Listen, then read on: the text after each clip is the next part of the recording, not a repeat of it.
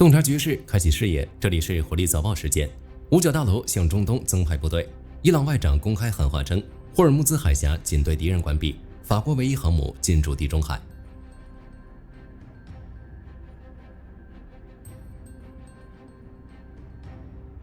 华尔街日报独家披露，3家美国官员向该报证实，赫克塞斯已批准美军中央司令部的请求，向中东地区派遣一个2栖戒备群及其附属的海军陆战队远征队。作为典型的2栖部队，该部队通常由数艘军舰、约5000名水兵及陆战队员组成。报道称，部署于佐世保基地的黎波里号以及驻冲绳县的海军陆战队快速反应部队正前往中东。不清楚这是否属于上述增派兵力的一部分。据国防新闻报道，同属一个戒备群的新奥尔良号与圣迭戈号也可能一同前往。该部队具备执行2栖登陆、快速反应及护送商船等多种任务的能力。这是美以对伊发动军事行动以来首批派往当地的地面作战部队，标志着冲突进入全新阶段。根据部署来看，美军或将考虑对伊朗临近海峡的岛屿发起突袭，以清除威胁航运的军事设施。就在美军增兵之际，伊朗内部却传出了2种截然不同的声音。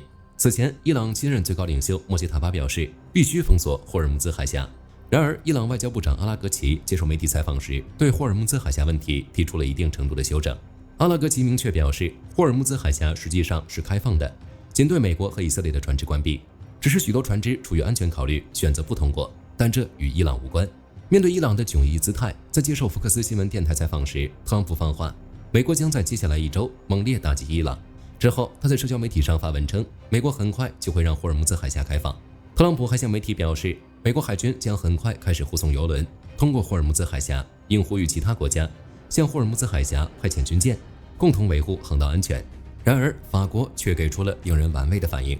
马克龙下令向地中海东部派遣戴高乐号打击群，保护受战争破坏的欧洲经济利益。舰上搭载20架阵风战机、3架伊尔斯预警机及数架直升机。这是目前欧洲各国中唯一具备独立执行远洋大型海军作战能力的平台。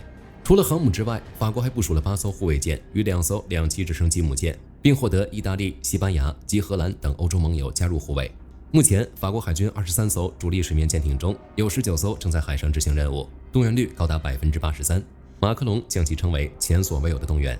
但值得注意的是，针对特朗普呼吁多国派遣军舰的提议，法国外交部却给出了明确的拒绝，表示法国航母打击群仍停泊在东地中海，法国的态势没有改变，依旧是保持防御性、保护性。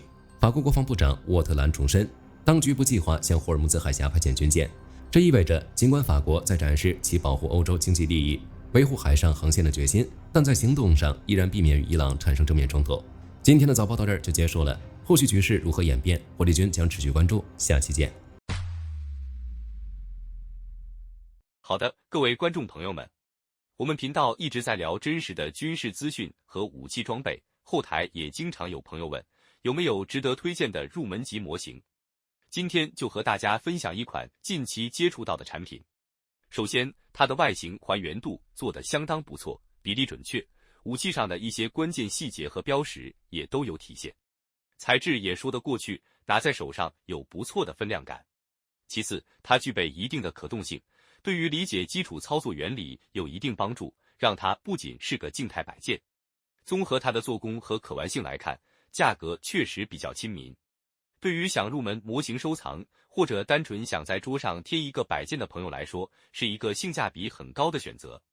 商品链接已经给你们上了，感兴趣的朋友可以自行了解。